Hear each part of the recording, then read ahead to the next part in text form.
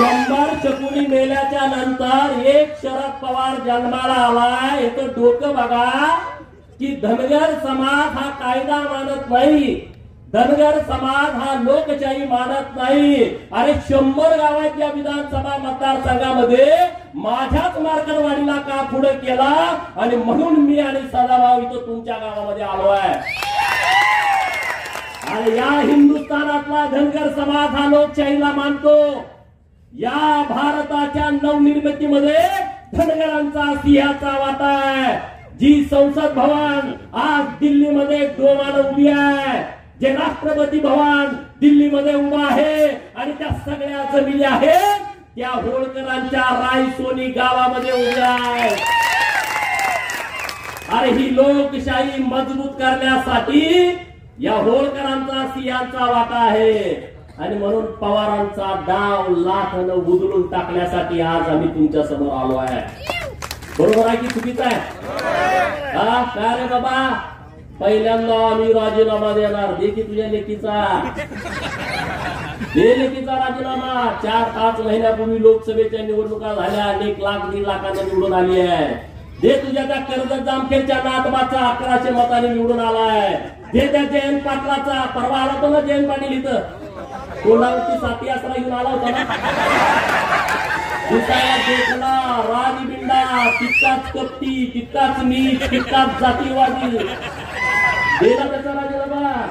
या तिघांचा राजीनामा द्या आणि ईव्हीएमचं आंदोलन सुरू करा. आणि राहुल गांधींनी त्यांनी स्वतःचा आणि त्याच्या बहिणीचा देऊ दे ना राजीनामा आणि मग या आंदोलनामध्ये येऊ दे ना. बरोबर आहे की चुकीचं आहे? बरोबर आहे का चुकीचं आहे?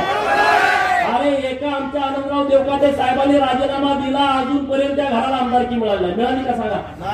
मिळाली? तुम्ही बळीचे बकरी आम्हाला करता, तुम्ही होणार, तुम्हाला बिरोबाला कापतो ना आम्ही मारलेला.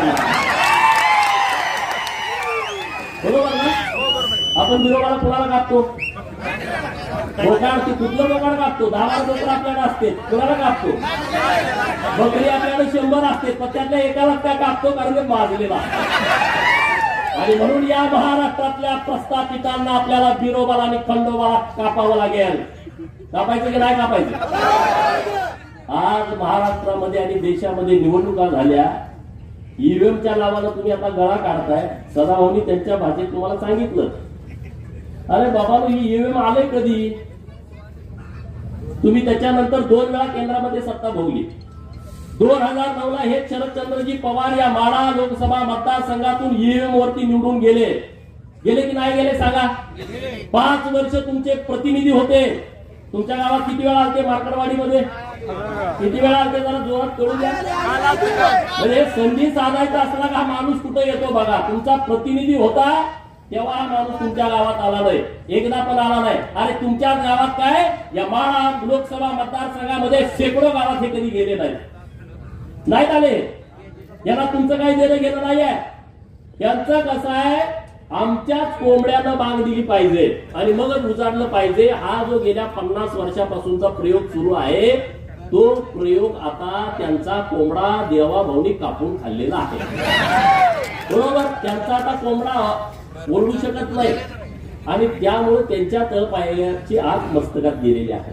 आणि म्हणून ठरवलं की आपल्या लोकांशी जाऊन बोललं पाहिजे. समोर जे आंदोलन करतायत त्याही भावांना माझी विनंती आहे, अरे तुम्ही चुकीचा पायंडा पाडायला लागलाय. कुणासाठी तुम्ही आंदोलन करताय? कसलं आंदोलन करताय? अरे जर समाजाचं आंदोलन असतं, आम्ही सरकारचा विचार केला नसता, आम्ही तुमच्या बाजूने ठामपणे उभं राहिला असतो.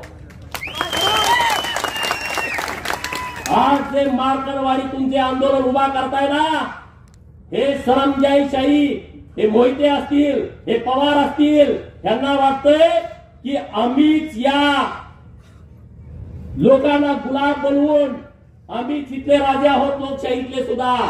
अरे डॉक्टर बाबासाहेब आंबेडकर साहेबांनी जेव्हा संविधान आणलं ना, तेव्हा राजे आणि पोतराजे एका लेवलला आणून बसवले, यामध्ये फरक ठेवला नाही.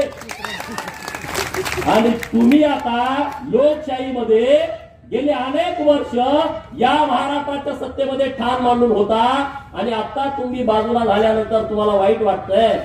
तुमच्या पोटामध्ये कळा उठते. तुमच्या पोटात किती जरी कळा उठल्या तर देवाभाऊ नावाचा डॉक्टर आलाय, चुन्याची गोळी देऊन तुम्हाला बरं करतोय. तुम्ही आता टेन्शन घेऊ नका.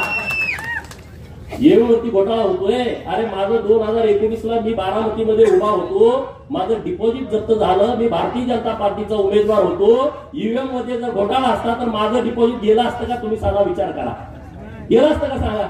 जरा तरी जवळ आणून चिटकवलं असतं का नसतं? हा, जरा तरी जवळ.